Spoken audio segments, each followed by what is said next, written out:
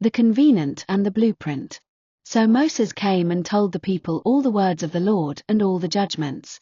And all the people answered with one voice and said, "All the words which the Lord has said we will do." Exodus 24 verse 3, NKJV. After loudly proclaiming the 10 Commandments and giving Moses a basic set of laws, God wanted to make a covenant with Israel. The covenant was simple: I will be your God, I will protect you and bless you. You obey my laws. After writing the covenant on a scroll, both parties had to ratify it. The people ratified it, saying they would keep it. How did God ratify it? With blood, with a feast, and with a model to help them understand the covenant. The covenant. The blood of the covenant, Exodus 24 verses 1 to 6, 8. The fulfillment of the covenant, Exodus 24 verse 7. The covenant meal, Exodus 24 verses 9 to 18. The model. The purpose of the model, Exodus 25 verses 1 to 9. The preparation of the model, Exodus 31 verses 1 to 18. The covenant. The blood of the covenant. Moses then took the blood, sprinkled it on the people and said, "This is the blood of the covenant that the Lord has made with you in accordance with all these words." Exodus 24 verse 8. How was the covenant made? The covenant was read, Ex 24:3a. The people responded affirmatively, Ex 24:3b. It was recorded in writing, Ex 24:4a. An altar was built, Ex 24:4b. 12 pillars were erected, Ex 24:4c. Burnt offerings were offered, Exodus 24 verse 5. Half of the blood was sprinkled on the altar, Exodus 24 verse 6. The covenant was read again, Ex 24:7a. The people responded affirmatively again, Ex 24:7b. The other half of the blood was sprinkled on the people, Ex 24:8a. Moses declared it to be the blood of the covenant, Ex 24:8b. Matthew 26 verse 28. A meal was held to ratify the covenant, Exodus 24 verses 9 to 11. God recognized Israel as a people, 12 columns. He especially valued the young, and he committed himself to each person individually, sprinkling his blood on them. God desires a relationship with us, individually and as a community of believers. The fulfillment of the covenant. Then he took the book of the covenant and read it to the people. They responded, "We will do everything the Lord has said, we will obey." Exodus 24 verse 7. In complete sincerity, the people committed themselves to keeping the covenant. This commitment was short-lived, Ex 32:8. The next generation also committed to keeping the covenant, Josh 24:18b. But Joshua clearly warned them, "You will not be able to serve the Lord," Josh 2400 hours 19 NIV. What prevents us from obeying God, despite our good intentions? By nature, we are disobedient, Romans 7 verse 18, and we can do nothing to change our tendency, Romans 7 verse 24.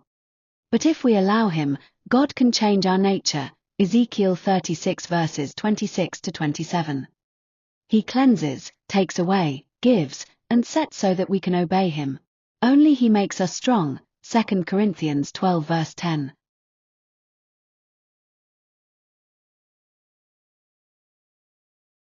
The covenant meal. Then Moses and Aaron, Nadab and Abihu, and 70 of the elders of Israel went up. And they saw God, and they ate and drank, Exodus 24 verse 9, 11b.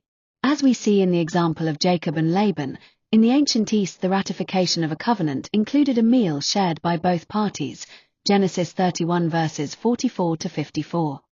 At Sinai, God offered a covenant meal to 74 people.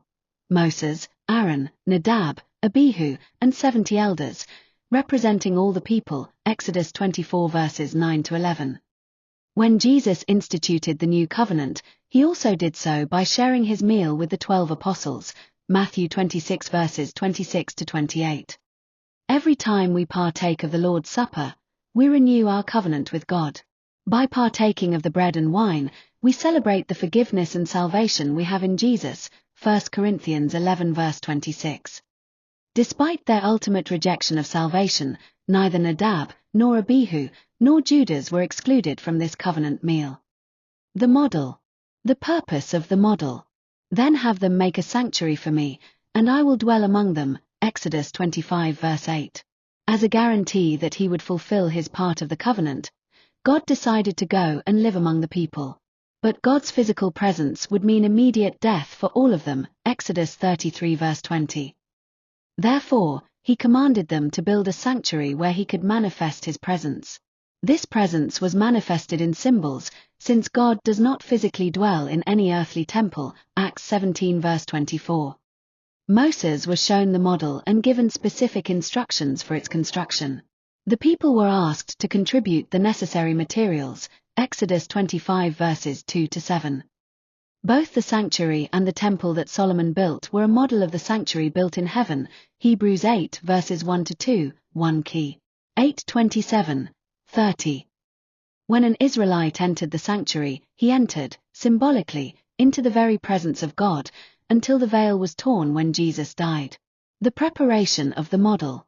See, I have chosen Bezalel son of Uri, the son of Hur, of the tribe of Judah, 3 and I have filled him with the Spirit of God, with wisdom, with understanding, with knowledge, and with all kinds of skills.